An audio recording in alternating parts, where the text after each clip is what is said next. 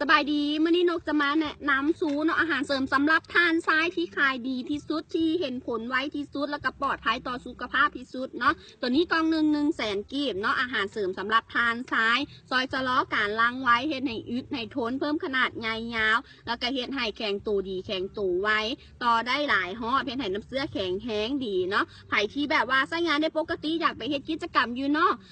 ก็กินก่อน1 เม็ดก่อน15 นาทีเนาะพร้อมเฮ็ดกิจกรรมพร้อมปึงปังได้เลยเนาะแล้วก็ไผที่มีปัญหาเฮ็ดเวียกหลาย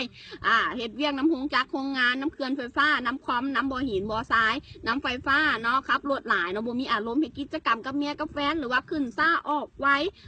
ตัวนี้แมนแนะนำให้กินเป็นบำรุงฟื้นฟูมื้อละเม็ดก่อนนอนเนาะติดต่อกัน3 กั๊บเลยแล้วก็ไผที่มีปัญหาเรื่องเสื่อมสมรรถภาพเดือนหนึ่งได้เทื่อ1 เดือนหนึ่งได้2 เทื่อประมาณนี้ก็คือกินมื้อละเม็ดก่อนนอนติดต่อกัน6 กั๊บไปเลยเนาะเป็นบำรุงฟื้นฟูสมรรถภาพสู้จะเฮ็ดจากสมุนไพร100%จะบ่แม่นสารกระตุ้นบ่แม่นไวอาก้าบ่มีสารเคมีเจือปนอย่างแน่นอนปลอดภัยต่อสุขภาพ20 ปีขึ้นเมื่อสามารถกินได้แล้วก็อายุสูงแห่งกินได้เนาะเขากินเหล้ากินเบียร์สูบยาหลายผู้ชายเนาะจะบั่นทอนสมรรถภาพเห็นให้มันบ่อึดบ่ทนแล้วก็บ่ค่อยมีอารมณ์แล้วก็กินเป็นบำรุงฟื้นฟูไปเลยมื้อละเม็ดก่อนนอนติดต่อกัน3 กั๊บเนาะแล้วก็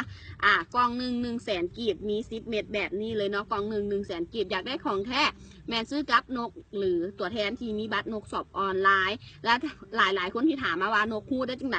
ว่ากินแล้วเห็นผลแท้เห็นผลดีเนาะคือก่อนอื่นแมนผัวนกกินเองเนาะเห็นผลแท้กันลังตีได้เลยแม่ค้ารับประกันได้เลยว่ากินแล้วเห็นผลดีแล้วก็นกขายมาโดนแล้วลูกค้านก90%จากที่ซื้อไปทดลองกองหนึ่งกลับมาซื้อ3 กอง5 กองมาเป็นตัวแทนจำหน่ายฉะนั้นมั่นใจได้เลยว่าซูราคาถูกแต่ปลอดภัย100%เห็นผลดีเห็นผลไวอย่างแน่นอนอยากได้ของแท้ติดต่อตามเบอร์โทรที่ขึ้นหน้า